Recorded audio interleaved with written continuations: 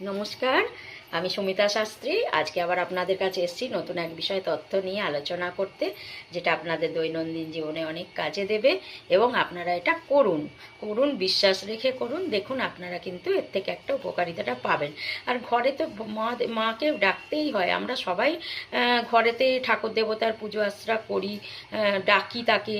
তো সেই জিনিসটাই করবেন একটু নিয়ম মেনে। যে নিয়মটা বলছি সেই নিয়ম মেনে যদি করতে পারেন, তাহলে কিন্তু আপনারা এর থেকে অনেক উপকারিতাটা পাবেন।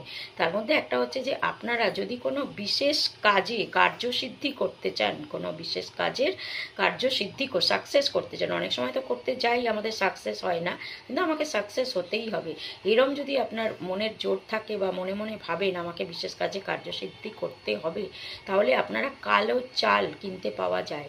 সেই কালো চাল সাদা রেশমি কাপড়ে বেঁধে মহাকালীর মন্দিরে বা মহাকালীর চরণতলে রেখে দেবেন। রেখে দিয়ে এটা করতে হবে সোমবার।